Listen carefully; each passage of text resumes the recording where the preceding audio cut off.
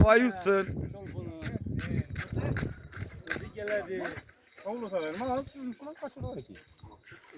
Hava yutsun. Oo, yine başka yine. Boldu. Hayra ürgettik. Yine abi ne hacı bu yine gelnek yine. 3 kilo. Kan götürdü. Atuş dimiz bir gen. Atuş dimiz. Daim bir lakkap vermeler koyup diş kırıp. Oh yamayı tuttu bile. Zaten yolu tuttu böyle. Lavaga geldi o. Soğuk ya içi. Hacı kere süre tutsa. Ne köl demen ama balla baradaz dükkanı. Kanka imlettim. Vay böyle bol. Yine maladı. Yine karmak güç duruşu. Şaşılmayın. Hemmes nazarat aslında. Yine hakikat. İlgilerde bükülmedi lekin sınmaydı yine. Yine destan ucu. Yine. Kan atuş da ben makarab. Hayra makarab atuş.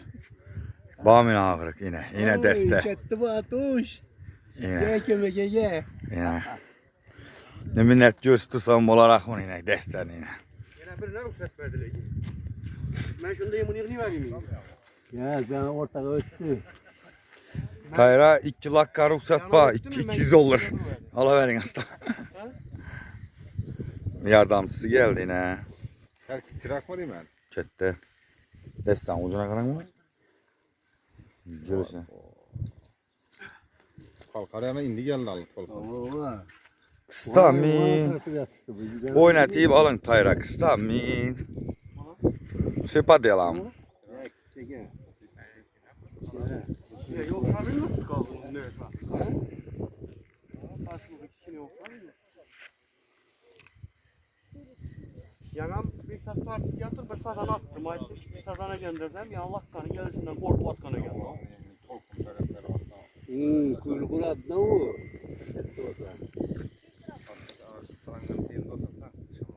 Yere geldi o. Ben de üstte Musa Bekleyana geldi. Ben göreyim mi onu? Yine geldi. Lakka o. Sefer. Hanım niye gitti uyumunda yine? Güzelki. Dayı turun karmak kınsa. Mehmet ağa barın. Şinemez. Lakka yürüdüm. Boşalttınız onu. Ha? Köp Ya boşaltma onun gidemezsin. içeride. Gidemezsin. Çiğnemez. Kalkın verdi ya. Musa Bek çüş gitmesi var bana ben kaç. Çıktır balam çıktır. Oh lakka. Atış. Ziberbank. Gitti lakka taraf gitti. İmagaran. Yankından kubu. Şeriki geldi kararaka geldi.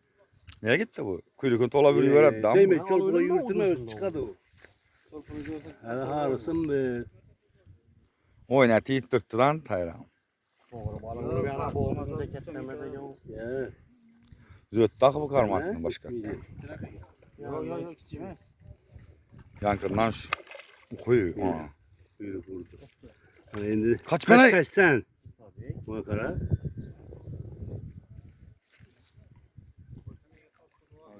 Özgeler dur. Kısmet param yok. Bana Baktın geldi. aynen. Götürme.